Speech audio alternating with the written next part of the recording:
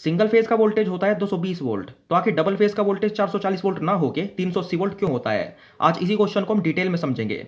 अगर आपको मेरा कंटेंट अच्छा लगता है फिर भी आपने अब तक चैनल को सब्सक्राइब नहीं किया है तो प्लीज़ सब्सक्राइब करके मुझे सपोर्ट जरूर करना और साथ में घंटी भी दबा देना ऐसे ही वीडियोस आगे भी देखते रहने के लिए। जब भी हम तीनों में से किसी भी एक फेज और न्यूट्रल के बीच का वोल्टेज नापते हैं तो हमें कितना मिलता है? 220 वोल्ट। तो कायदे से तो ये होना चाहिए था कि जब भी हम किन्हीं दो फेज के बीच का वोल्टेज नापते तो हमें मिलना चाहिए था 220 इंटू 2 यानी कि 440 वोल्ट। लेकिन ऐसा होता नहीं है, हमें मिलता है 380 वोल्ट। तो ऐसा क्यों होता है? तो आपने इससे पहले कभी ना कभी ये जरूर सुना होगा कि जो हमारे तीनों फेज होते हैं वे एक दूसरे से 120 डिग्री आउट ऑफ फेज होते हैं। मतलब ये कि उन तीनों के बीच में 120 डिग्री का इलेक्ट्रिकल एंगल होता है। मतलब ये पहला फेज है, ये दूसरा फेज है और ये तीसरा फेज है, और इन तीनों के बीच में 120 डिग्री का इलेक्ट्रिकल एंगल है। तो असल में जो तीनों एरोज हैं ये तीन फेज के अलग अलग वोल्टेज हैं। यह है पहले फेज का वोल्टेज, यह है दूसरे फेज का और यह तीसरे फेज का, और ये जो बीच का पॉइंट है यह है न्यूट्रल। अब आप जब भी यहां से यहां तक का वोल्टेज नापोगे यानी कि एक फेज का वोल्टेज नापोगे तो आपको मिलेगा 220 वोल्ट। यहां से यहां तक नापोगे तो भी 220 वोल्ट और यहां से यहां तक भी 220 वोल्ट।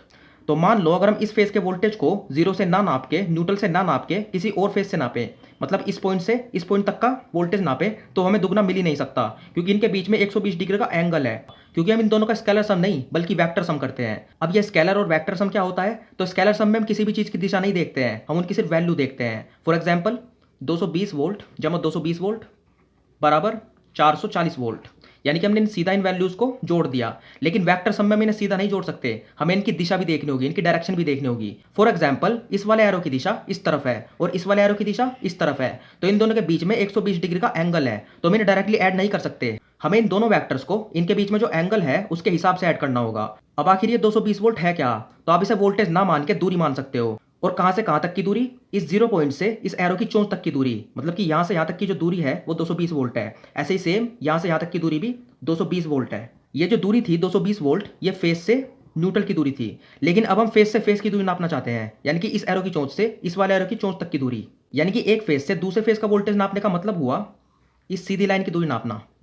हमें दूरी नापनी है यहाँ से यहाँ लेके यहाँ तक के पॉइंट की, मतलब कि सीधी लाइन की। अब हम इनको वोल्टेज ना नाप के आप इनको सच में दूरी मान लो, मतलब यहाँ से यहाँ तक का जो डिस्टेंस है वो है 220 मीटर।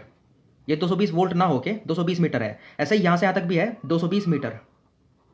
अब आप खुद सोच के देखो, अगर आपको इस पॉइंट से इस पॉइंट पे जाना है तो आप कौन सा रास्ता चुनोगे?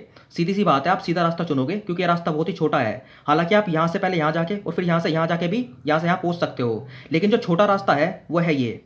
और जो फिजिक्स है वो किन्हीं भी दो पॉइंट्स के बीच में सबसे छोटे रास्ते को ही वैलिड मानता है। मतलब कि अगर आपको यहाँ से यहाँ पे जाना है तो आप चाहो तो इधर को निकलो, फिर उधर को निकलो, फिर वहां से पूरी दुनिया का चक्कर काट के वहां से यहाँ पे पहुंचो। आपके हिसाब से तो आप बहुत चले हो, आपने बहुत ही लंबी दूरी तय की है, लेकिन फिजिक्स ये कहता है कि आप सिर्फ यहाँ से यहाँ तक पहुंचे हो, आपने सिर्फ इतनी सी दूरी तय की है। क्योंकि ये जो रास्ता है यही इन दोनों पॉइंट्स के बीच में सबसे छोटा रास्ता है।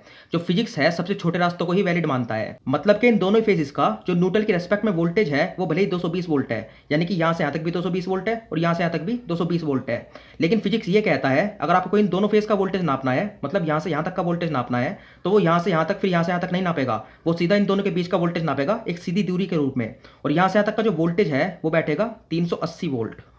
अब तब क्या होगा जब हम इन दोनों फेज के बीच के एंगल को बढ़ा देंगे? मतलब यह है पहला फेज, और जो दूसरा फेज है वो 120 डिग्री पे ना होके उसे हम रखते हैं 180 डिग्री पे। यह है 180 डिग्री, ठीक है। यह है पहला फेज, यह है दूसरा फेज, ये है यहाँ पे न्यूट्रल। तो जब भी आप यहाँ से यहाँ तक का वोल्टेज नापोगे तो आपको वही मिलेगा 220 वोल्ट। लेकिन अब आप यहाँ से यहाँ तक का वोल्टेज नापोगे तो आपको मिलेगा सीधा 440 वोल्ट। यानी कि दो ऐसे फेसेस जो कि 180 डिग्री आउट ऑफ फेज हैं, उन दोनों के जो बीच का वोल्टेज होगा वो सीधा दुगना हो जाएगा 440 वोल्ट। क्योंकि जो फिजिक्स है वो सीधी लाइन को ही वैलिड मानता है। अब यहाँ से यहाँ तक जो लाइन है वो बिल्कुल सीधी हो चुकी है, इसलिए यहाँ पे जो वोल्टेज है वो सीधा दुगना हो जाएगा। अब अगर हम इस एंगल को कम करते तो क्या होगा? मान लो यह है पहला फेज और जो दूसरा फेज है वो है यहाँ पे। तो यहाँ पे क्या होगा, इस पॉइंट से इस पॉइंट तक की जो दूरी है, जो सीधी लकीर है, वो और भी ज़्यादा छोटी हो गई है। इसका मतलब इन दोनों फेस के बीच का जो वोल्टेज होगा वो और भी ज़्यादा कम हो जाएगा।